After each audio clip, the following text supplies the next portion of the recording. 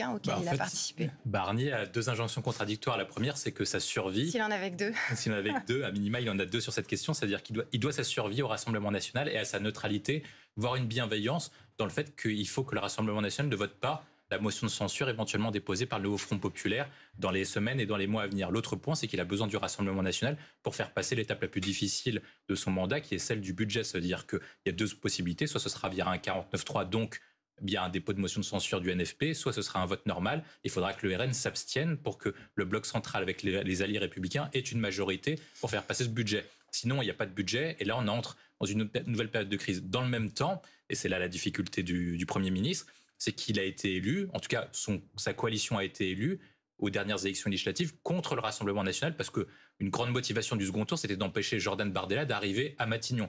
Or, une grande partie des Français, une grande partie des électeurs de Renaissance se posent une question simple. Est-ce que les gens qui ont voté pour cette coalition ont voté pour que Michel Barnier soit bienveillant à l'égard du Rassemblement national alors qu'il doit être son premier opposant théoriquement? Oui, c'est ça. Et dit le problème cornélien de Michel Barnier. Il y a deux points qui sont véritablement problématiques. Le premier, c'est que je pense qu'ils ne savent pas à l'heure actuelle, et le séminaire va le dire, s'ils sont venus pour leur ligne politique ou s'ils sont venus pour se fondre dans la ligne politique de Michel Barnier. Et à ce moment-là, on arrive sur le deuxième problème. Quelle est la ligne politique de Michel Barnier? Est-ce que c'est celle de Bruno Retailleau ou est-ce que c'est un nouveau Michel Barnier? En sachant que le personnage a beaucoup changé. Il a commencé comme gaulliste, il a fini comme libéral, chrétien-démocrate du PPE en étant candidat à la Commission européenne, voire même en étant négociateur pour le Brexit. Donc c'est-à-dire que sa ligne a aussi entre gaulliste souverainiste dur, européen convaincu, ensuite après européen convaincu, puis après très dur sur les questions migratoires en contestant même les questions européennes. Donc je pense que beaucoup de gens au sein du gouvernement se disent c'est quel Michel Barnier? Est-ce que c'est le Michel Barnier qu'ils ont connu il y a 30-40 ans? Est-ce que c'est le Michel Barnier d'il y a un an? Ou est-ce que c'est Michel Barnier d'il y a 10 ans? Donc ça c'est la première difficulté. La deuxième, je pense, c'est que ce que vous avez dit, c'est qu'en fait chacun essaye de jouer sa propre partition aussi. Donc, comme vous n'avez pas de ligne gouvernementale, chacun se dit on va jouer sa propre partition. Et Bruno Retailleau tient la même position qu'il a tenue depuis qu'il est président du groupe républicain au Sénat. De la même manière, Antoine Armand a tenu le même discours à la matinale de France Inter qu'il a tenu lors du second tour, lorsqu'il a dû demander aux électeurs de gauche de venir voter pour lui dans le cadre du Front républicain. Encore, moi, je dirais que ces deux-là, c'est pas la chose la plus grave, parce que c'était leur première intervention. Là où c'est plus grave, c'est Agnès Pannier-Runacher qui, malgré la mise en garde de Barnier sur Antoine Armand, a maintenu sa critique contre le Rassemblement national. Et je pense que Michel Barnier doit clarifier le cap, parce que si par cas, vous partez un peu dans tous les sens, vous finissez comme ce qu'a connu François Hollande avec les frondeurs, avec un éclatement de la majorité, voire un effritement complet.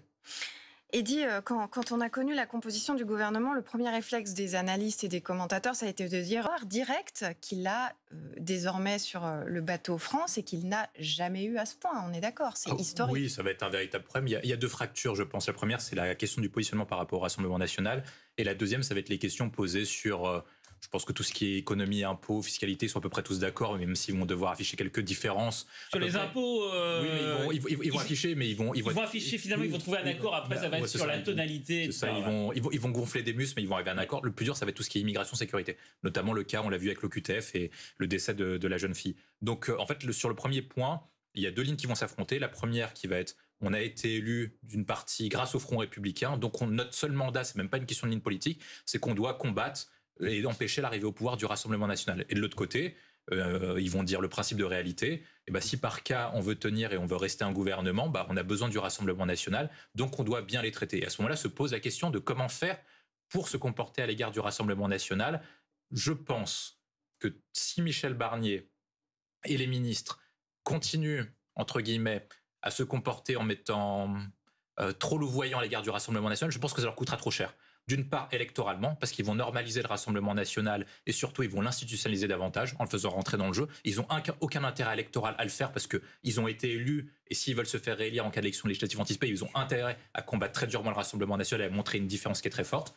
Et je pense que leur objectif, plutôt que de le faire comme ça, c'est plutôt ce que laisse faire, je pense, Michel Barnier avec Bruno Retailleau, c'est plutôt parler aux électeurs du Rassemblement national pour en fait empêcher Marine Le Pen d'opérer une motion de censure avec une question qui est très simple. Est-ce que Marine Le Pen peut censurer Bruno Retailleau qui va présenter un texte immigration? Ou est-ce qu'elle peut censurer un budget qui va augmenter les moyens des forces de sécurité, de police, etc. Je pense qu'il faut plutôt jouer l'opinion contre le Rassemblement national plutôt que être trop louvoyant à l'égard des dirigeants. Ça provoquerait d'une part une crise au niveau de leur cadre qui peut aboutir à des départs ou une rupture au sein de la propre majorité qui sera encore plus grave qu'une motion de censure.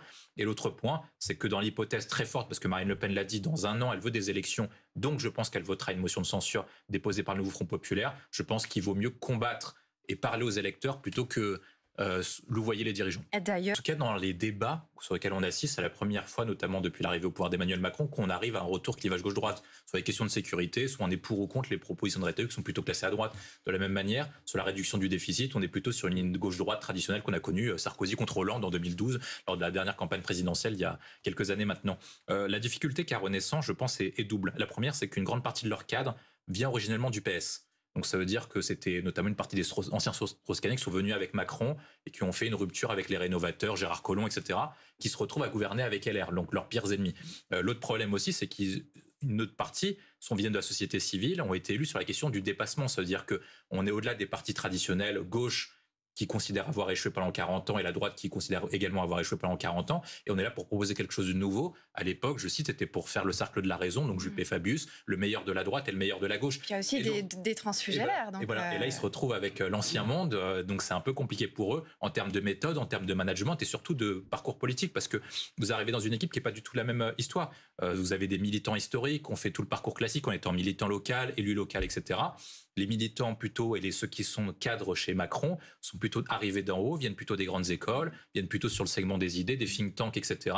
Donc il y a un véritable clivage de style, je pense, qui est compliqué. Et on rajoute enfin sur le point qui est des idées, là c'est là où ça va être très compliqué pour eux, c'est que sur des clivages qui sont aussi forts que ça, le en même temps disparaît complètement. Pour rebondir sur votre question, ça veut dire que là, c'est difficile sur l'immigration d'être limiter les flux migratoires et en même temps d'être humaniste. C'est très difficile actuellement, comme réduire le déficit public tout en étant social. Parce qu'enfin,